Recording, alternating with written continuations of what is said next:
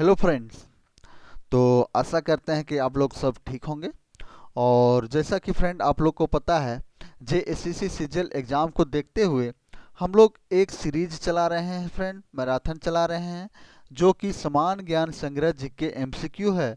और इस GK MCQ में फ्रेंड्स हम लोग all over India previous year question analysis और डिस्कस कर रहे हैं फ्रेंड्स, जो कि फ्रेंड्स पीसीएस, एसएससी, रेलवे और ऑल ओवर इंडिया में जितना भी वनडे एग्ज़ाम हुआ है, उस वनडे एग्ज़ाम से हम लोग प्रश्न 2015 से 2022 में के बीच में जितना भी एग्ज़ाम हुआ है उस प्रश्न को डिस्कस और एनालिसिस कर रहे हैं फ्रेंड्स।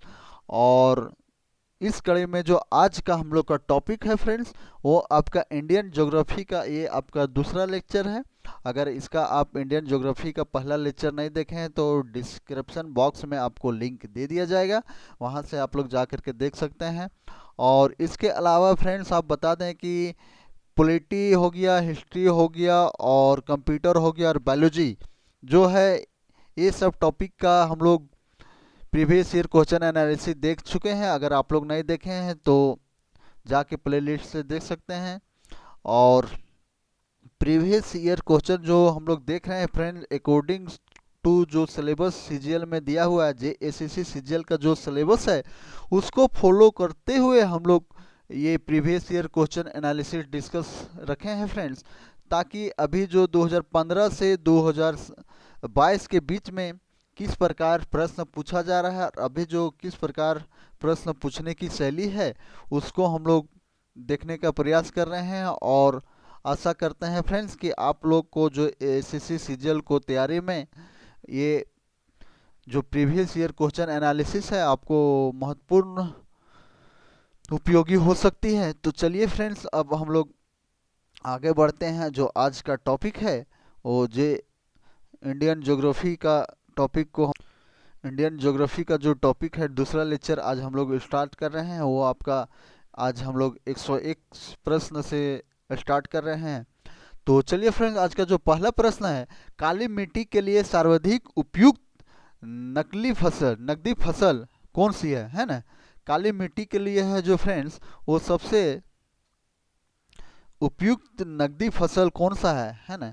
काली मिट्टी में कौन सा उगा जाता है नकदी फसल, तो सबसे इसका जो नकदी फसल के रूप में कपास जो है फ्रेंड्स, काली मिट्टी के लिए बहुत उपयोगी साबित होती है, जो कि एक कपास क्या है, नकदी फसल के रूप में आता है ना।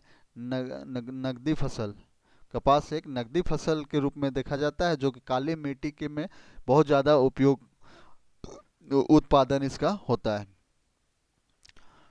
तो अगला प्रश्न है आपका, दक्षिण पश्चिम मानसून खाली स्थान में उत्पन्न होता है। दक्षिण और पश्चिम मानसून में होता है, वो कहाँ से उत्पन्न होता है फ्रेंड, वो पूछा जा रहा है। तो दक्षिण पश्चिम मानसून जो है फ्रेंड्स आपका हिंद महासागर से होता है। कहाँ, हिंद महासागर है ना। कहाँ से होता है, हिंद महासागर से होता है, याद रखिएगा।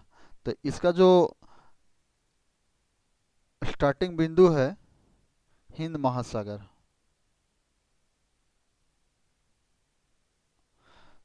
तो अरब सागर नहीं, हिंद महासागर बी आपका है, तो इसका सही आंसर जो होगा जो बी हो जाएगा। मुद्रा के अध्ययन का उल्लेख, जो मृदा का हम लोग अध्ययन करते हैं, मिट्टी का जो है फ्रेंड्स, मिट्टी का अध्ययन का उल्लेख के लिए प्रयुक्त शब्द क्या है ना।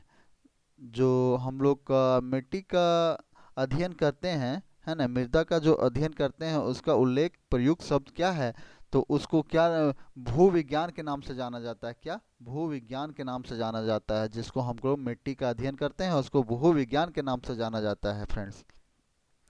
अगला प्रश्न है, बारिश के तुरंत बाद उत्पन्न हुई मिट्टी की सौंधी खुशबू को क्या कहा जाता है। सौंधी खुशबू को क्या, तुरंत अगर बारिश हुआ, तुरंत बारिश के बाद उत्पन्न हुई मिट्टी को जो है सौंधी खुशबू को क्या हम लोग कहते हैं, तो उसको पेटीचर बोलते हैं। क्या बोलते हैं उसको, पेटीचर।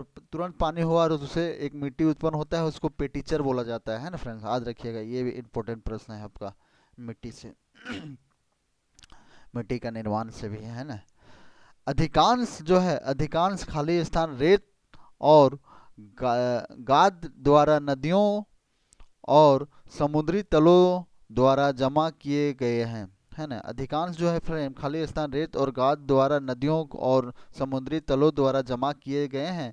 वह जो है आपका क्या है, लेटेराइट और लेटेरिक मिट्टी नहीं, ये नहीं है जलोढ़ मिट्टी। वो क्या होता है फ्रेंड, जो नदियों के जोड़ जोड़ बनाया जाता है उसको क्या बोला जाता है, जलोढ़ मिट्टी बोला जाता है। याद रखिएगा, जलोढ़ मिट्टी बोला जाता है। तमिलनाडु, उड़ीसा और छोटा नागपुर और मेघालय के छोटे हिस्से में पाई जाने वाली खाली स्थान का रंग लाल होता है और यह कृषि के लिए उपयुक्त नहीं है। लाल रंग की जो मिट्टी होता है फ्रेंड्स, वह कृषि के लिए उपयुक्त नहीं माना जाता है।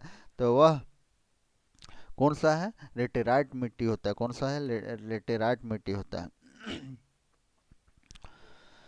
खाली स्थान मिट्टी के रेगुन भी कहा जाता है। मिट्टी को क्या बोला जाता है, कौन सा ऐसा मिट्टी है फ्रेंड्स जिसको रेगुन बोला जाता है। तो जलोढ़ मिट्टी को नहीं, काली मिट्टी को जो है क्या बोला जाता है, रेगुन भी बोला जाता है। याद रखिएगा, काली मिट्टी है ना, काली मिट्टी को क्या बोला जाता है, रेगुन भी कहा जाता है काली मिट्टी को। सभी प्रकार के मिट्टी के गठन है, सभी प्रकार के मिट्टी के गठन है। खाली स्थान मूलभूत सामग्री है ना। सभी प्रकार के मिट्टी का गठन है जो कि आपका इसका बालू नहीं है, बहाव के बहाव में लाई हुई मिट्टी या रेत।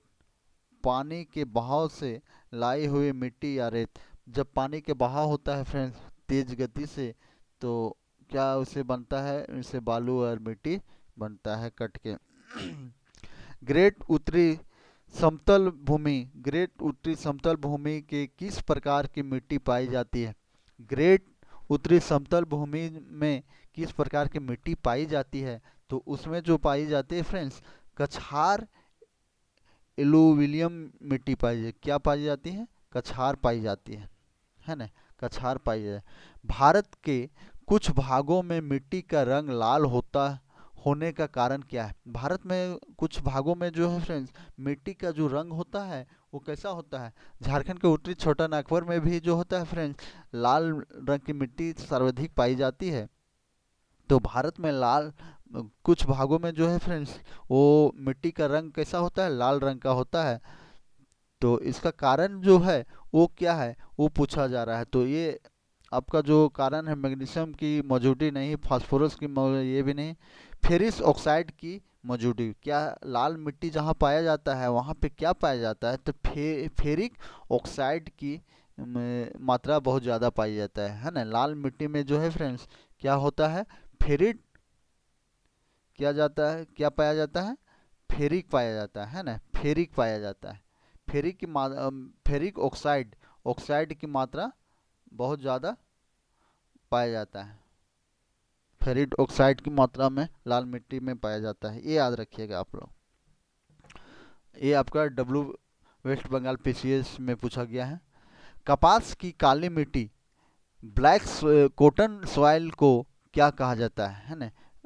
कपास की काली मिट्टी को जो है क्या कहा जाता है, तो रेगुन मिट्टी बोला जाता है। ब्लैक को क्या बोला जाता है, ब्लैक सॉइल को रेगुन मिट्टी के अदर नाम जो है वो क्या है, रेगुन, रेगुन मिट्टी के नाम से, रेगुर मिट्टी के नाम से, है ना। भारत में कपास की फसल उगाई जाती है। भारत में जो है फ्रेंड्स कपास की जो फसल उगाई जाती है वह कौन सा एरिया में उगाई जाता है। और ये आपको पता है कि काली मिट्टी जहाँ होता है वहाँ होता है, तो काली मिट्टी कौन सा क्षेत्र में पाया जाता है, तो वो भी आप बताइए। तो काली मृदा इसका जो है सही आंसर हो जाएगा। लाल मिट्टी पर खेती करना कठिन है क्योंकि, लाल मिट्टी पर खेती करना कठिन है क्योंकि यहाँ पे क्या पाया जाता है ना। इसमें अभी आपको हम बता चुके हैं कि क्या पाया जाता है, इसकी जल धारण क्षमता कम होती। इसकी जो है फ्रेंड्स, मैंने अगर इसमें देखा जाए लाल मिट्टी में जल धारण क्षमता जो है बहुत कम मात्रा में होता है ना। लाल मिट्टी में जल धारण की क्षमता बहुत कम होती है। निम्नलिखित में से कौन सा न्यूनतम छिद्र युक्त है। निम्नलिखित में से कौन सा है फ्रेंड जो छिद्र युक्त है, तो छिद्र युक्त जो आपका होता है ये आपका रेतीली मिट्टी नहीं, ये भी नहीं, गादर, ये भी चिकनी मिट्टी जो है फ्रेंड्स वो क्या होता है, इसका सही आंसर चिकनी मिट्टी होगा। क्रिकेट का बल्ला बनाने के लिए किस खिलाड़ी का प्रयोग किया जाता है? क्रिकेट का जो हम लोग बल्ला बनाते हैं, है ना, बनाने के लिए किस लकड़ी का जो उपयोग किया जाता है उसको पूछा जा रहा है। हम लोग जब एक बैट बनाते हैं, है ना, तो उस बैट में हम लोग किस प्रकार का जो लकड़ी का उपयोग करते हैं वो आपसे पूछा जा रहा है ना। ये आपका बैट हो गया।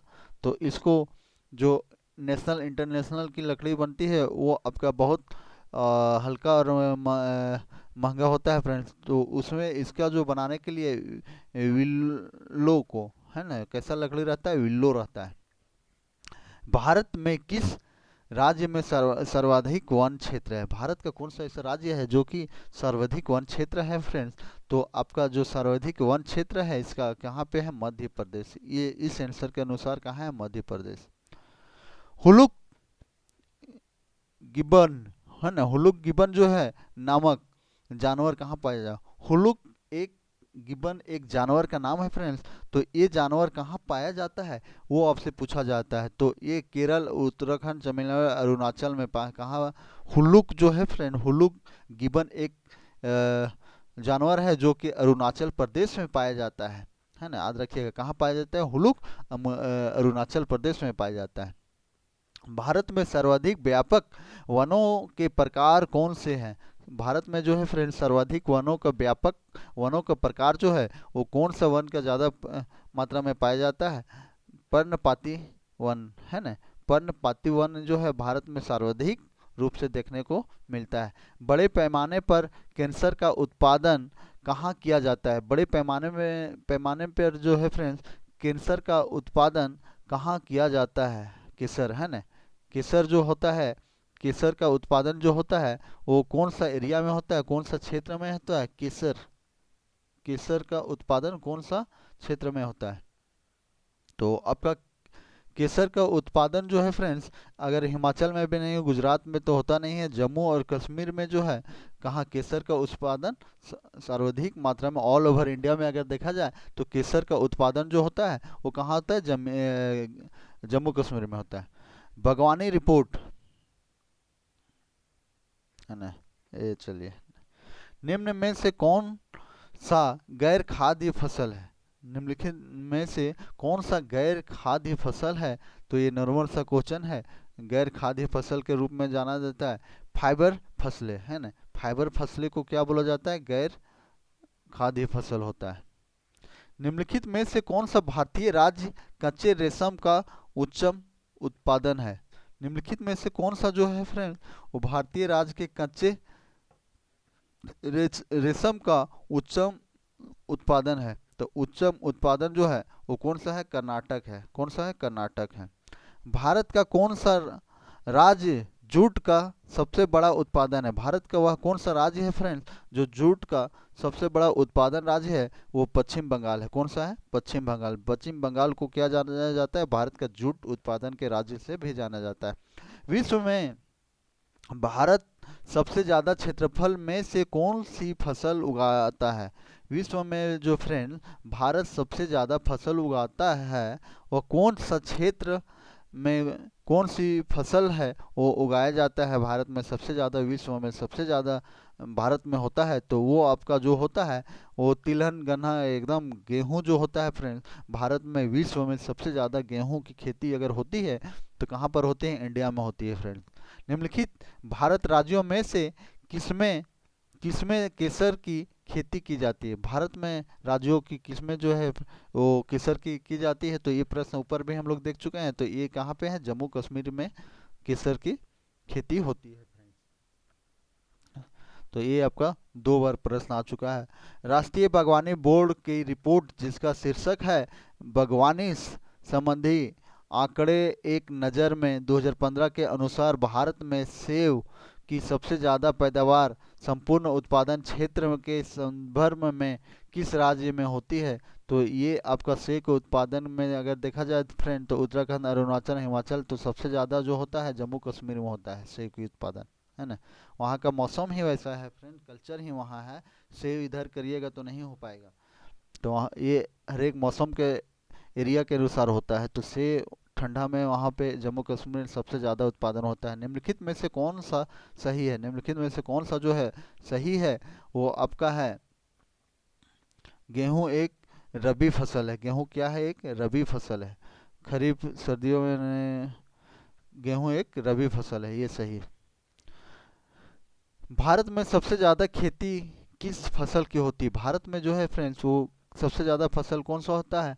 तो सबसे फसल आपका चावल का होता है। भारत में सबसे ज़्यादा खेती जो होता है वो किसका होता है? चावल का होता है। और गेहूं जो है फ्रेंड्स, विश्व में, है ना, विश्व में सबसे ज़्यादा भारत में होता है। सबसे ज़्यादा भारत में होता है, वो गेहूं होता है। अधिकतर केरल, तमिलनाडु और कर्नाटक में होने वाली निम्नलिखित में से किस फसल को 35 डिग्री सेल्सियस तापमान और 200 सेमी सेंटीमीटर के से अधिक वर्षा की आवश्यकता होती है? 200 से अधिक आवश्यकता होती है और 35 डिग्री सेल्सियस की होती है। तो ये जो होगा आपका रबड़ में, किसमें होता है? रबड़ में होता है फ्रेंड, रबड़ में पाया जाता है। इतना डिग्री आपको 35 डिग्री सेल्सियस चाहिए, 35 डिग्री सेल्सियस और 200 सेंटीमीटर अधिक से अधिक वर्षा, है ना, अधिक वर्षा होना चाहिए, अधिक वर्षा होना चाहिए रबड़ की खेती के लिए। निम्नलिखित में से कौन सा एक भारत का प्रमुख चाय उत्पादन राज्य है? भारत का एक प्रमुख चाय उत्पादन राज्य है, वह कौन सा है फ्रेंड्स? वो पूछा जा रहा है। तो ये आपका चाय उत्पादन के रूप में आपका पश्चिम बंगाल, इस ऑप्शन के अनुसार पश्चिम बंगाल होगा, है ना, पश्चिम बंगाल। भारत में श्वेत श्वेत क्रांति के जनक के रूप में लोकप्रिय है। भारत में जो है फ्रेंड श्वेत क्रांति के जनक के रूप में विख्यात है, वह कौन व्यक्ति है? वो पूछा जा रहा है। तो ये जो है आनंद दुधवाना, नहीं, ये नहीं है। डॉक्टर वर्गीज कुरियर। तो वर्गीज कुरियर जो है फ्रेंड, यही है श्वेत जनक के निर्माता के रूप में जाना जाता है, डॉक्टर वर्गीज कुरियर, है ना। डॉक्टर वर्गीज कुरियर को जो जाना जाता है श्वेत क्रांति के जनक और लोकप्रिय है ना, ये लोकप्रिय है डॉक्टर वर्गीज कुरियर। भारत में श्वेत क्रांति का जनक, फादर ऑफ व्हाइट रिवॉल्यूशन के नाम से किन्हें जाना जाता है? भारत में जो है फ्रेंड्स, वो white father of white revolution, श्वेत क्रांति का जनक किसे माना जाता है? तो ये आपको अभी बता दिया गया है, वर्गीज कुरियर को माना जाता है। किसको माना जाता है? इससे ऊपर वाला भी प्रश्न सेम ही था, तो वर्गीज कुरियर को माना जाता है फ्रेंड्स। मोनाजाइट, है ना, मोनाजाइट रेट में कौन सा खनिज मौजूद होता है? मोनोजाइट रेट जो है फ्रेंड्स, उसमें कौन सा खनिज मौजूद रहता है? तो इसमें जो है थोरियम रहता है। किसमें रहता है? थोरियम मोनोजाइट रेट में है, उसमें क्या पाया जाता है? मोनोजाइट, है ना। तो इसमें जो है फ्रेंड थोरियम पाया जाता है, थोरियम, है ना। एम एस स्वामीनाथन नामक भारतीय अनुवांशिक ने इससे प्रमुख भूमिका निभाई। एम एस, है ना, एम एस स्वामीनाथन नामक भारतीय अनुवांशिक में से इनमें से प्रमुख भूमिका जो निभाया है वह एम एस स्वामीनाथन किसमें निभाया है?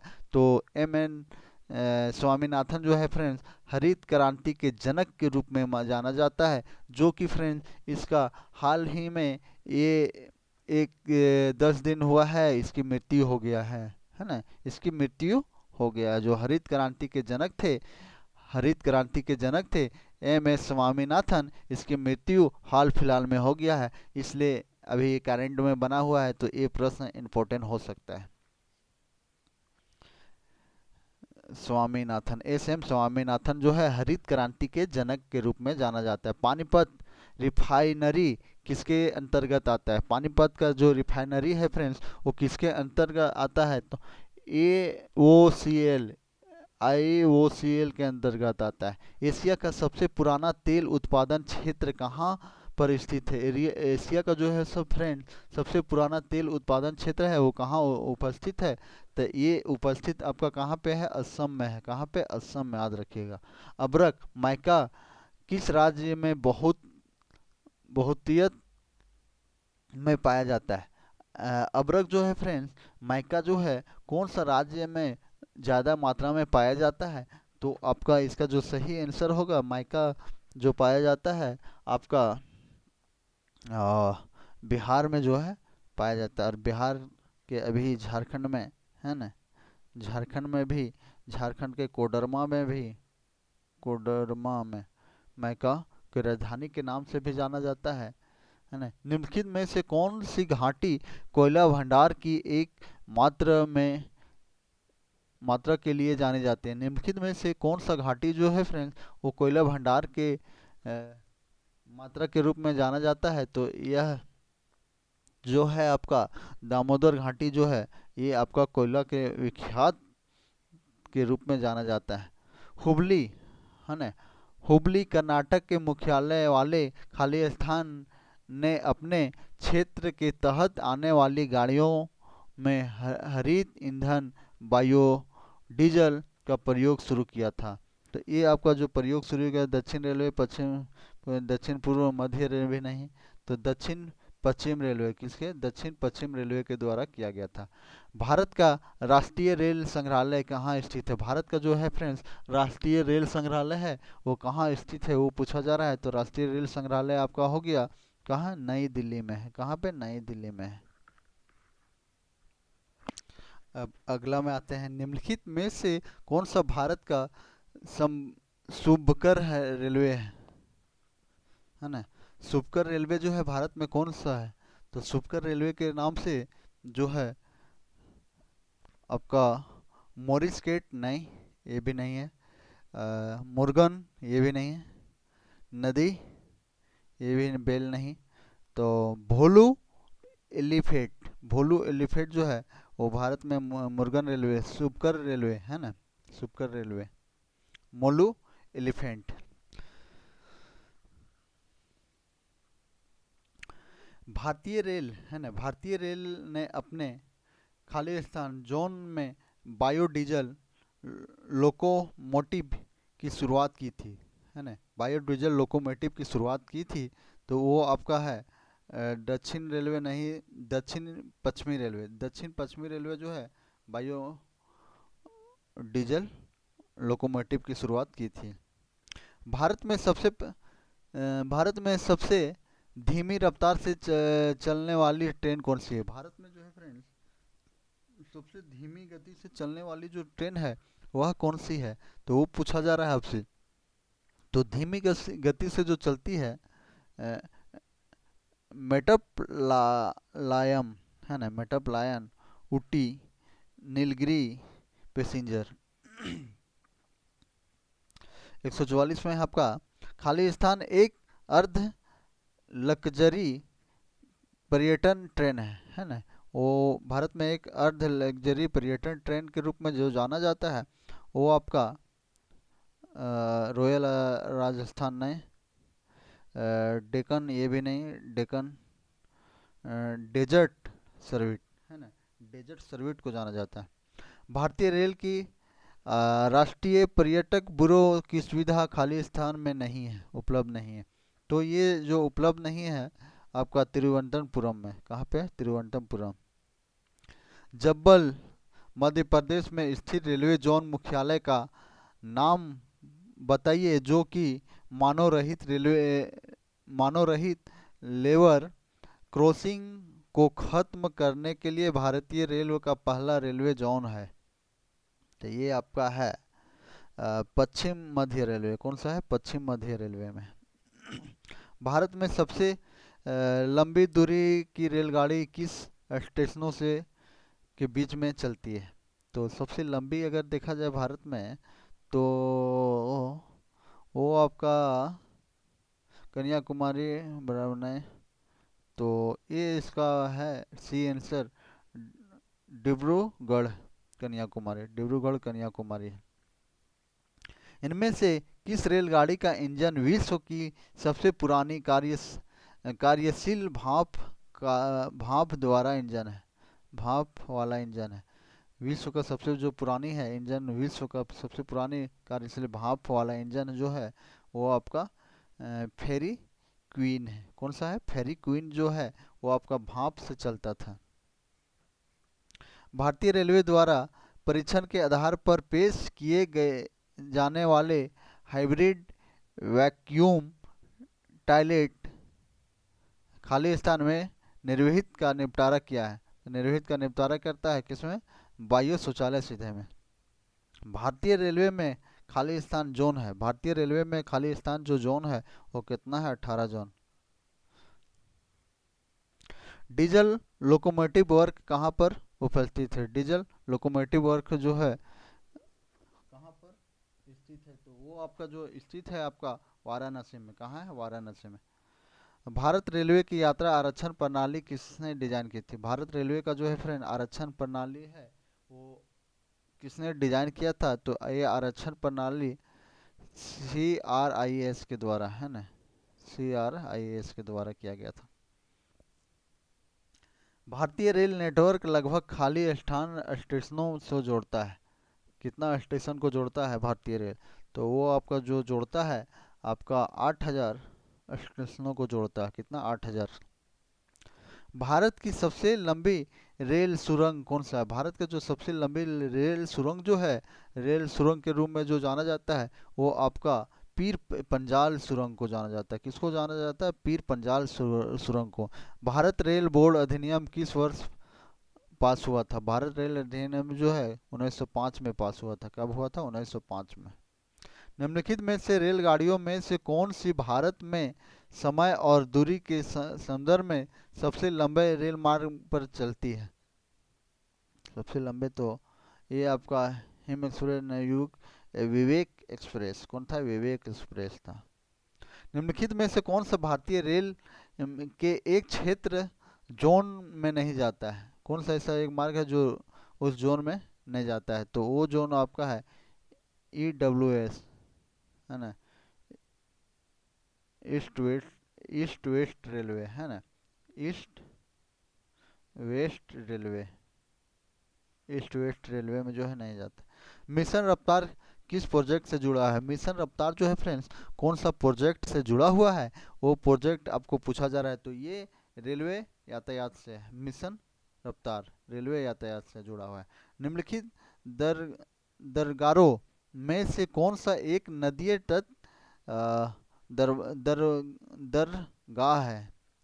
बंदरगाह जो है फ्रेंड्स, है ना, निम्नलिखित बंदरगाहों में से कौन सा एक नदीय तटीय बंदरगाह है ना? नदीय तटीय अगर बंदरगाह अगर पूछा जाए तो कौन सा नदी तट के एक बंदरगाह है?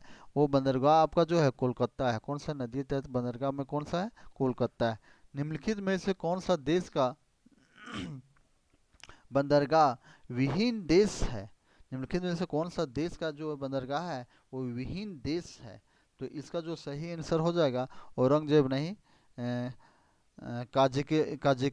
काजिकिस्तान, है ना, काजिकिस्तान जो है वो आपका बंदरगाह है।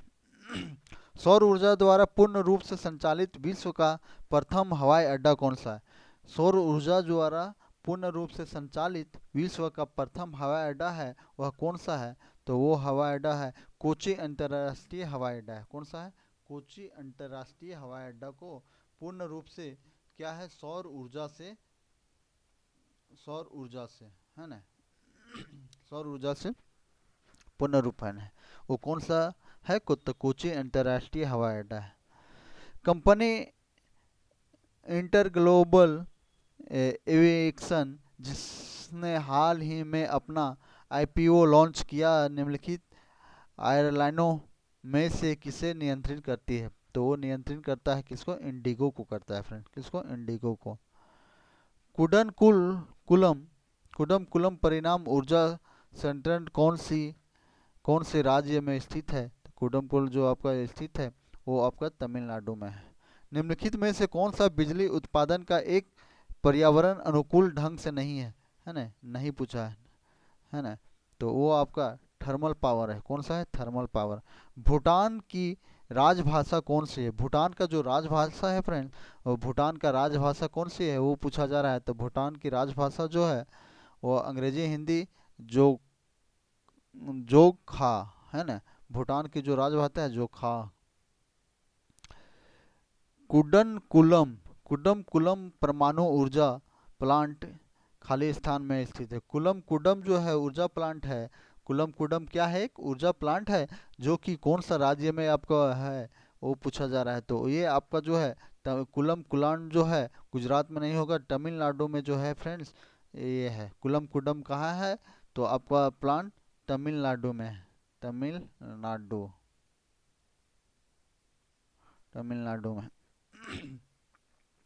2015 में अंटार्कटिका में स्थापित नवीनतम रिसर्च बेस का नाम क्या था? 2015 में अंटार्कटिका में स्थापित नवीनतम रिसर्च बेस का नाम जो है वो क्या था? तो वो दक्षिण गंगोत्री मैत्री नहीं, तो ये भारतीय था। क्या था? भारतीय था। तमिलनाडु और श्रीलंका के सामान्य बोली जाने वाली भाषा कौन सी है? तमिलनाडु और श्रीलंका में सामान्य बोली जाने वाली भाषा जो है वो क्या थी? तो तमिल थी। कौन सा थी? तमिल। तमिलनाडु और श्रीलंका में सामान्य बोले जाने वाली भाषा जो है आपका क्या है? तमिल है। लैंग्वेज के व्यू से इम्पोर्टेंट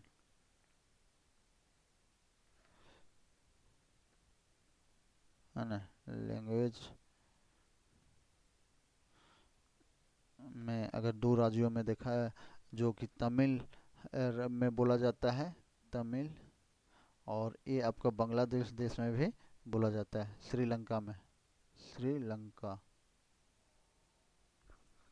तो ये इम्पोर्टेंट है ताकि भारत में भी बोला जाता है और श्रीलंका में भी बोला जाता है। तो तमिल है ना। भारतीय कृषि अनुदान परिषद का मुख्यालय कहाँ है? भारतीय जो कृषि है, अनुदान कृषि का जो इसका परिषद है वो कहाँ है फ्रेंड्स? वो देखा जा रहा है। तो इसका जो नई दिल्ली में, कहाँ पे? नई दिल्ली। भारतीय कृषि अनुदान संस्था का मुख्यालय नई दिल्ली में। 2015 के अंतर्गत भारत में अंटार्कटिका में खाली स्थान अनुसंधान स्टेशन स्थापित किया गया था। 2015 तक भारत में अंटार्कटिका में किया गया था। तो वो किया गया था आपका कब किया गया था? बी में, 3 में। विषम चुने है ना। साइट Silent Valley, Silicon Valley, Indus Valley, Damodar Valley. तो इसका जो सिलिकॉन वैली है। Tata Institute of Fundamental Research खाली स्थान में स्थित है। Tata Institute of Fundamental Research जो है फ्रेंड्स वो स्थित है। तो इसका जो सही आंसर हो, टाटा इंस्टीट्यूट ऑफ कहाँ है? मुंबई में, मुंबई में। टाटा इंस्टीट्यूट कहाँ पे? मुंबई में। तो ये आज का इंडियन ज्योग्राफी आज यहीं से एंड हो रहा है फ्रेंड्स। आप लोग को इंडियन ज्योग्राफी आपका जो है, Indian geography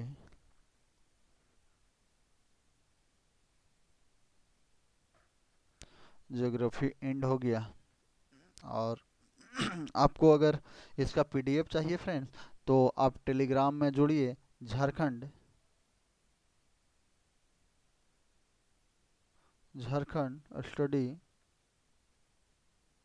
lover, Jharkhand study lover के टेलीग्राम में जुड़िए और यहाँ से आप पीडीएफ ले सकते हैं। पीडीएफ है ना। और आपको वीडियो अच्छा लगे तो चैनल लाइक करें, शेयर करें एंड सब्सक्राइब करें फ्रेंड। तो चलिए आज के लिए यही है। बहुत बहुत धन्यवाद। आज यहीं रखते हैं हम लोग। तो चलिए।